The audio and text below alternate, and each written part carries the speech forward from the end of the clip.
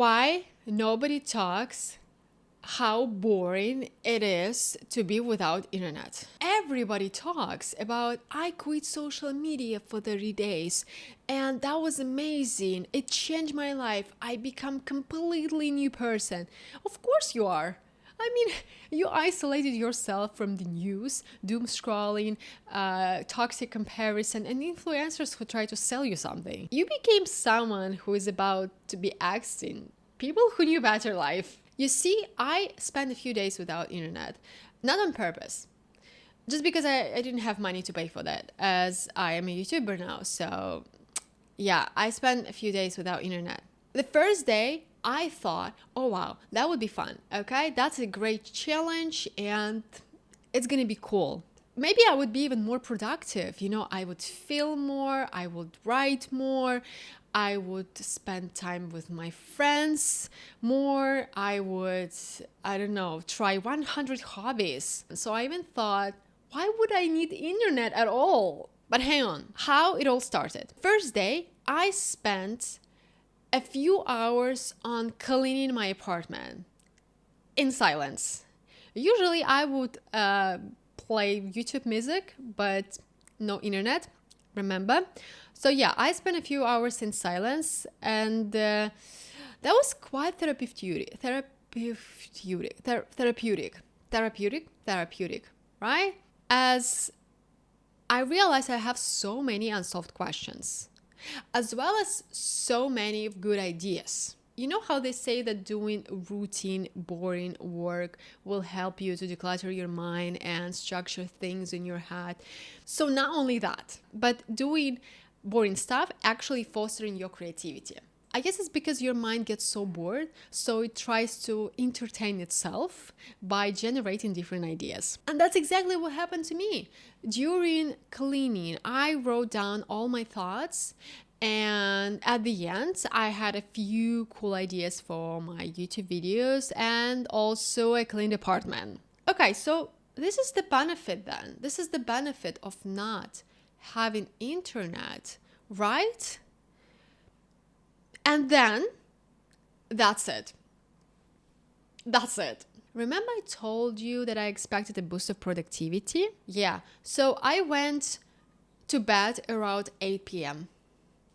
Usually I would go around 12 or 1 a.m. Not because I did all the things in my exciting to-do list, but because I got bored. I got bored. So the only one way to escape the boredom, just going back to sleep.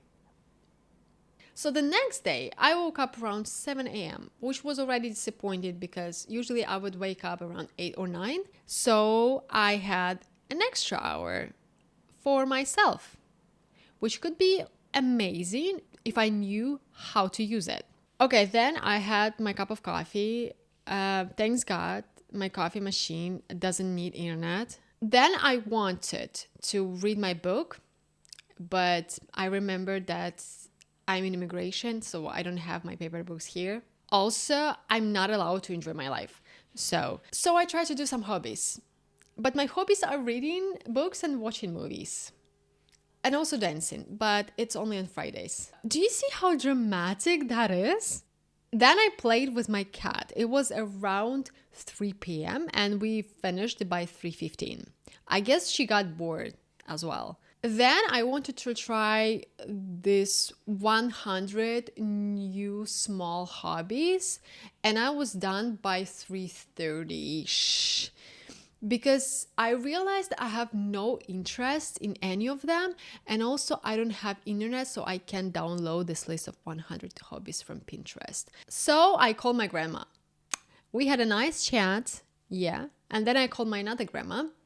We also had a great chat. She showed me the plants, the flowers she planted in her little garden, and she named each plant and its properties, so I learned a lot of new words.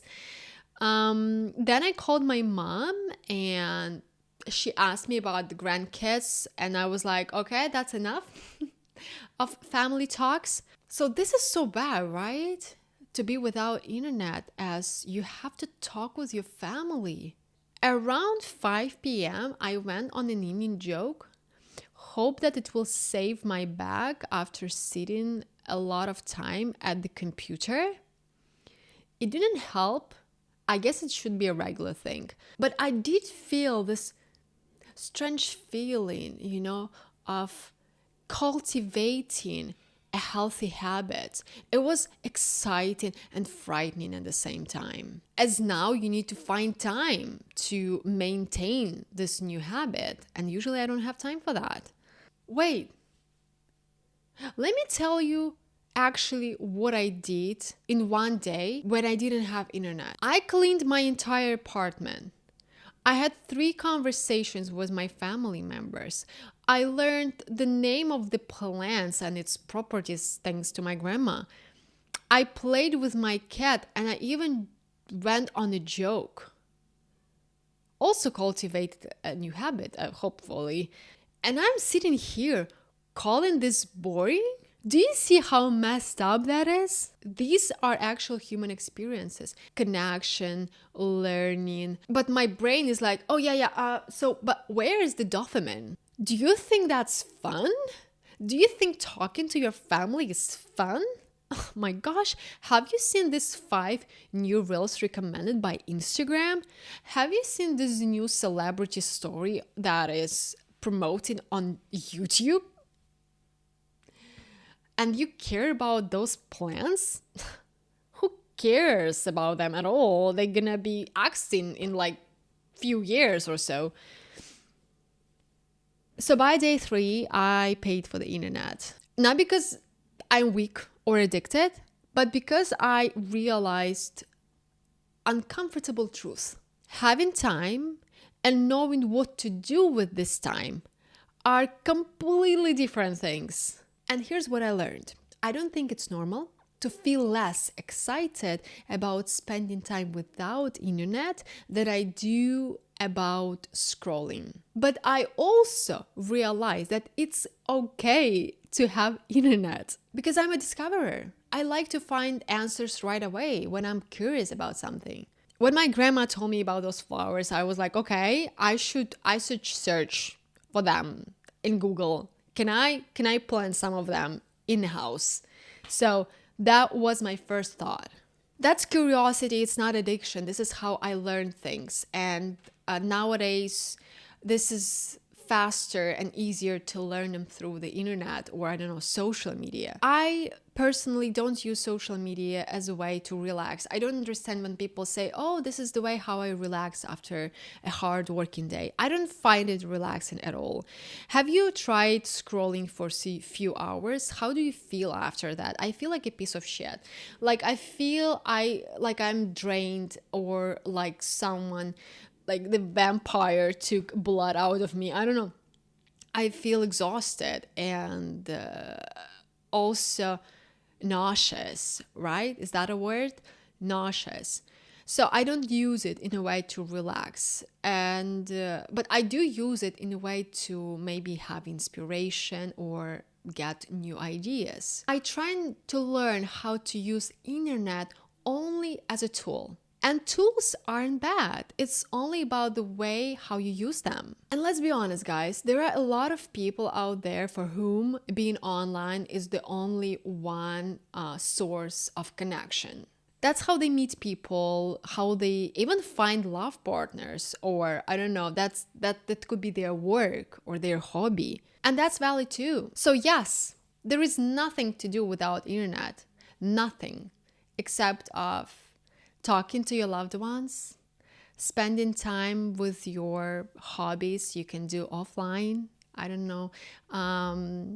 Having time for yourself and for your thoughts, finding out what interests you. Is there something new that interests you? Like, nothing exciting. Just life, just real life. So maybe the real uncomfortable truth is not about internet is bad or good, or social media is bad or good. It's more about recognizing when you use it as a tool in order to learn things, to get inspired or to discover some stuff. And when you use it in order to avoid sitting with yourself. Whew, that's it for bedtime thoughts. Now, as I shared with you, I don't have to sleep with it. And you guys, please, just in case, okay, share with me some ideas what to do without internet in the comments, just in case. All right, and I'll see you next night.